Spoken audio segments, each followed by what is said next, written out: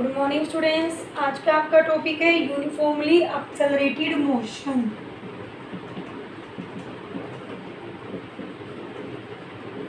Okay, इसके अंदर हम क्या करेंगे, आपका एक्सेलरेशन क्या होता है, यूनिफॉर्मली का क्या मीनिंग है और नॉन यूनिफॉर्म का क्या मीनिंग है और कितने टाइप के आपके एक्सेलरेशन प्रेजेंट हो सकते हैं। तो एक्सेलरेशन क्या होता है, जैसे आपको पता है acceleration is the change in velocity by time. यदि टाइम इंटरवल के साथ, आप ऐसे भी ले सकते हो चेंज इन टाइम, यदि टाइम इंटरवल के साथ आपकी वेलोसिटी के अंदर चेंज हो रहा है तो आपकी टर्म आ जाती है एक्सेलरेशन। यदि कोई बॉडी के अंदर चेंज इन वेलोसिटी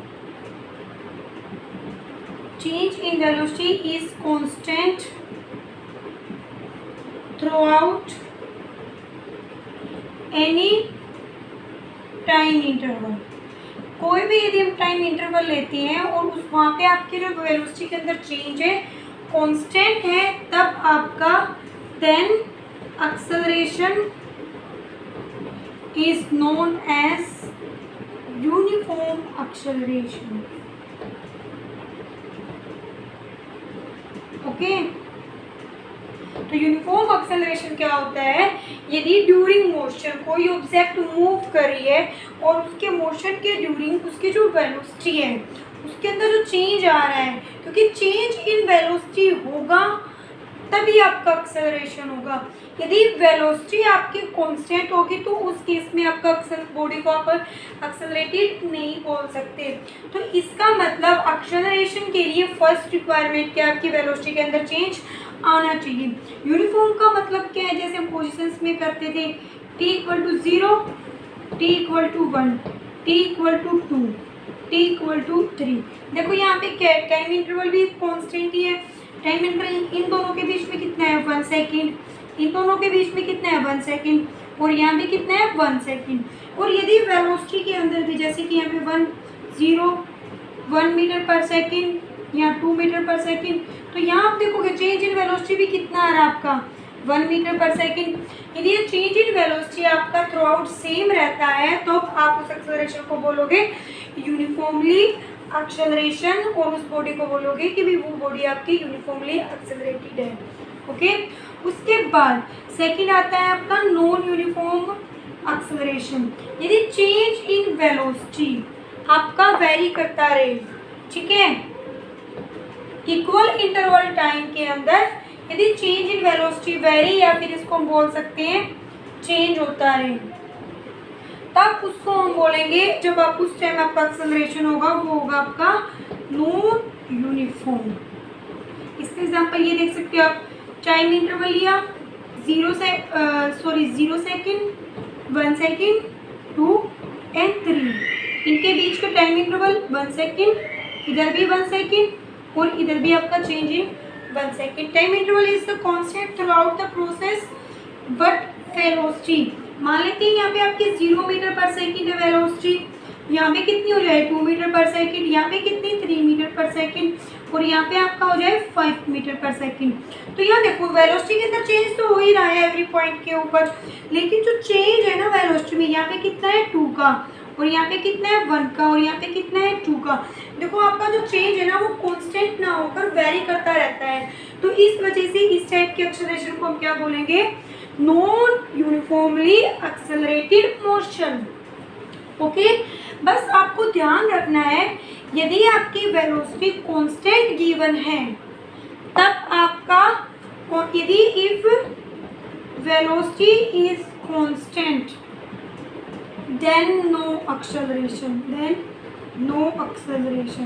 कांस्टेंट का मतलब है जैसे T=0, T=1, T=2 सेकेंड, इन पे वेलोसिटी मान लो, पहले आप मान लो 1 है वेलोसिटी 1 मीटर पर सेकेंड, इस पे भी 1 मीटर पर सेकेंड, तो इस केस में देखो वेलोसिटी में चेंज ही नहीं हो रहा। इस टाइप की जो बॉडी के अंदर आप बोलोगे it is the non acceleration. Okay, उसके बाद आता है आपका वेरिएबल एक्सेलरेशन। जो आपका वेरिएबल एक्सेलरेशन आता है इसकी वही टाइप होती है as like that of the non uniform acceleration. तो वेरिएबल एक्सेलरेशन क्या होगा, यदि आपका change in velocity equal time of interval के अंदर यदि आपकी चेंज इन वेलोसिटी कांस्टेंट नहीं है, वेरिएबल है, तब आप उस एक्सेलरेशन को बोलोगे वेरिएबल एक्सेलरेशन। तो यहाँ पे लिखोगे when an object have variable change in velocity, जो वेरिएशन है वो चेंज के अंदर आ रही है।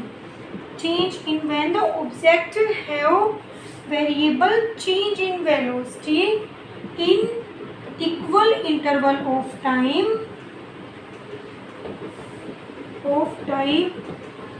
then that type of acceleration is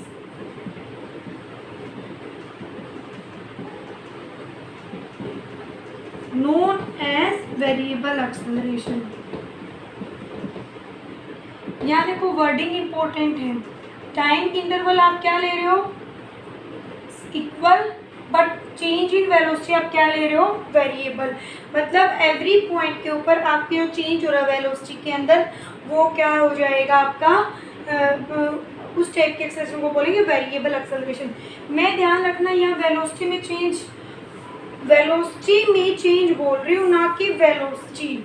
okay भी, वेलोसिटी वेरी करे वो तो हमें पता ही है, लेकिन उसके अंदर जो चेंज है ना वो वेरी करना चाहिए। वो वेरी करेगा तब आपका जो एक्सेलरेशन होगा that is known as the uniform variable acceleration. Okay, उसके बाद आपका आता है next is the average acceleration.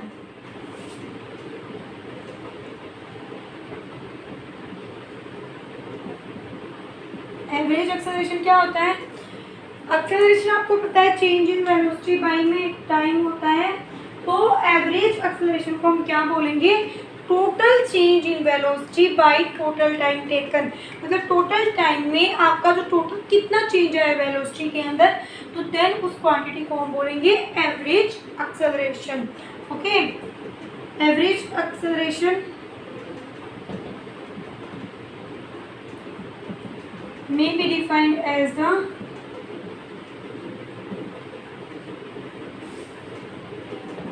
total change in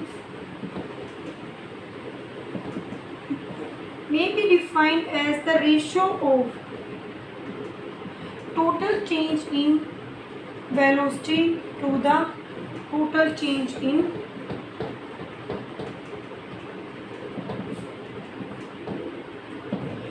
total change in the time. तो यहाँ पे आप लिख सकते हो इस एक्सेलरेशन को, आपको पता है एक्सेलरेशन वेक्टर क्वांटिटी है, तो टोटल चेंज को आप डिनोट करना है dv बाई में dt से। वेयर dv बाई dt आपका क्या है, एक्सेलरेशन को क्या लिख सकते हो, first derivative of the velocity with respect to time. First derivative of velocity with respect to time. Okay, ये आपका क्या है, एवरेज एक्सेलरेशन। उसके बाद आपका आता है भी हम कैसे आपको एक्सेलरेशन का डायग्राम बनाना है, कैसे इसको ग्राफ के अंदर आप इसकी प्लॉटिंग करोगे। तो आपको ये दिखाना पड़ेगा, पहले पता होना चाहिए जब हम ग्राफ प्लॉटिंग करेंगे वो किस किस के बीच के अंदर होगा। ठीक है, तो हम एवरेज एक्सेलरेशन का ही ग्राफ प्लॉट कर रहे हैं। एवरेज एक्सेलरेशन तो है बट मैंने वेरिएबल ले रखा है, मतलब change in velocity is very,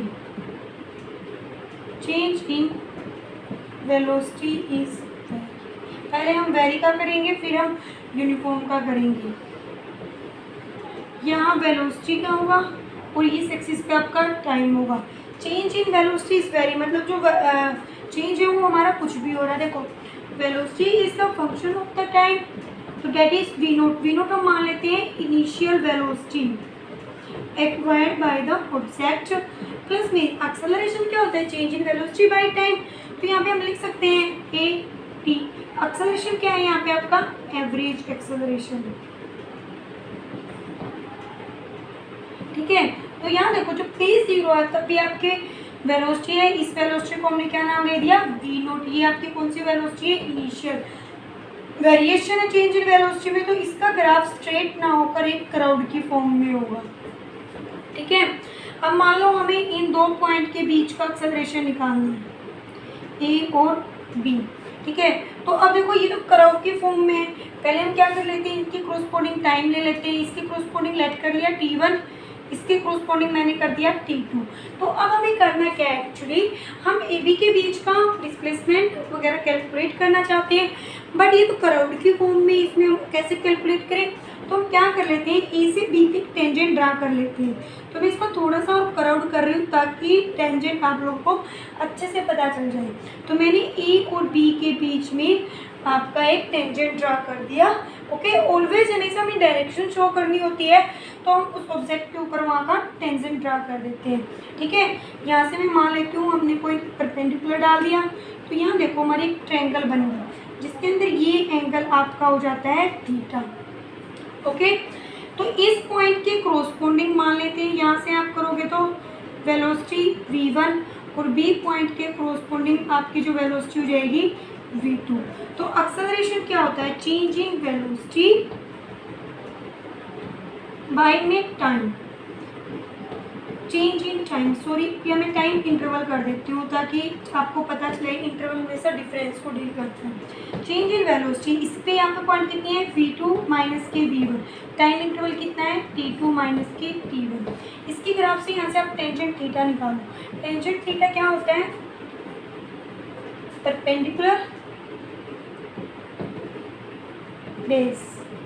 यहाँ पे देखो टेंजेंट थीटा परपेंडिकुलर क्या होगा, BC, बेस कितना है AC, BC किसके इक्वल है, यहाँ से BC, इस पे पॉइंट पे V2 है, तो यहाँ पे मतलब चेंज इन वेलोसिटी। AC किसके पैरेलल है, टाइम एक्सिस के यहाँ पे, तो AC को हम लिख सकते हैं T2 माइनस के T1। तो यहाँ से आपका टेंजेंट थीटा हो जाएगा V2 minus V1 by T2 minus के T1।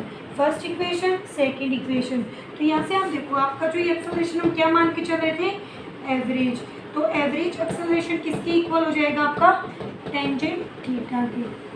ओके, ये क्या होता है, यदि किसी स्ट्रेट लाइन का हम स्लोप, टेंजेंट थीटा क्या होता है आपका स्लोप, यदि किसी स्ट्रेट लाइन का हमें स्लोप पता चल जाए तो हम उसका एवरेज एक्सेलरेशन को कैलकुलेट कर सकते हैं। जैसे यहाँ पे आपका एक्सेलरेशन क्या हो जाएगा, स्लोप के इक्वल। ये तो था जब हम वेलोसिटी को वेरी कर रहे थे, लेकिन यदि हम वेलोसिटी को वेरी ना करें, मतलब चेंज इन वेलोसिटी तो हो रहा है but uniformly change in velocity, change in velocity is uniform, तब आपको क्या करना है, v/t, वही हम कर लेते हैं। Velocity is the function of time, v0 plus में at। तो यहाँ से क्या है, v0 से स्टार्ट हो जाएगा, तो आपका एक स्ट्रेट लाइन ग्राफ प्लॉटिंग होगा। और यदि आप यहाँ पे डिस्टेंस कैलकुलेट करना चाहते हो तो वही दो पॉइंट कंसीडर करो, ए बी, ऐसे करके यहाँ से 90 डालो, तो यहाँ पे आप डिस्टेंस डिस्प्लेसमेंट कैलकुलेट करना चाहते हो बिटवीन ए बी, या वेलोसिटी वगैरह कुछ भी कैलकुलेट करना चाहते हो तो इसलिए हम इस तरीके से कैलकुलेट कर सकते हैं। यदि आपका एक्सेलरेशन पॉजिटिव आ रहा है, इफ एक्सेलरेशन इज पॉजिटिव, तो देन वेलोसिटी इज इंक्रीजिंग, आपकी वेलोसिटी इंक्रीजिंग होगी। यदि एक्सेलरेशन नेगेटिव है तो देन वेलोसिटी इज डिक्रीजिंग, इसको हम बोलते हैं रिटार्डेशन। जब आपका रिटार्डेशन के अंदर आपका acceleration is always negative. Okay, उसके बाद नेक्स्ट टॉपिक आता है आपका इंस्टेनियस एक्सेलरेशन।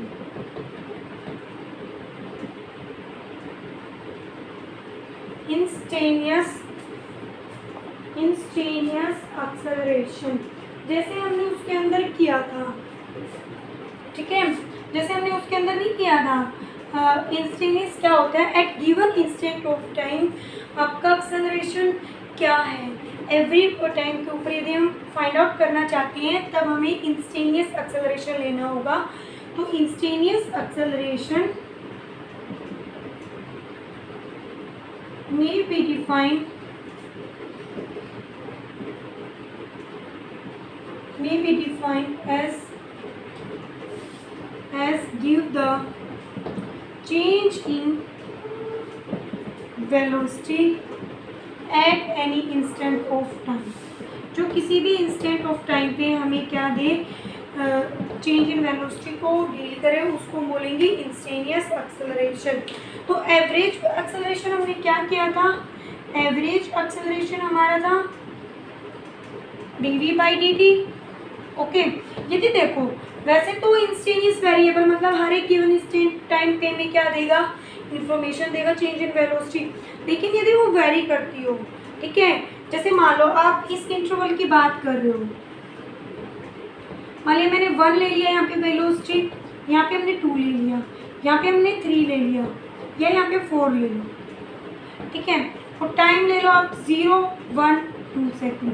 देखो यहाँ चेंज इन वेलोसिटी 1 है, यहाँ 2 है, मीन्स क्या है, चेंज इन वेलोसिटी वेरी कर रहा है। ओके, यदि अब मुझे डील करना है जब t is equal to 1 second पे हो, ये 1 सेकेंड है, मेरे को डील करना t is equal to 0.05 second के ऊपर, ठीक है।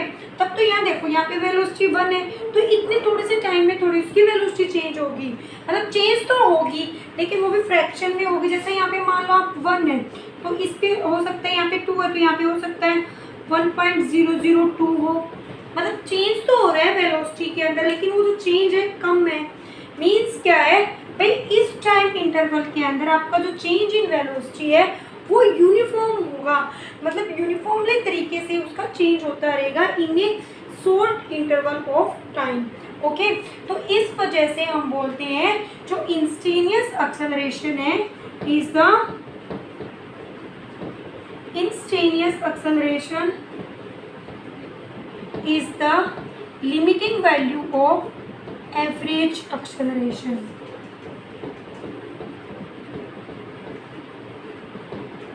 लिमिटिंग वैल्यू क्या होती है, जैसे यहाँ देखो एवरेज एक्सेलरेशन था ये, ठीक है, अब मेरे को इंस्टेनियस निकालना है तो हम क्या करेंगे, instantaneous acceleration dv by dt।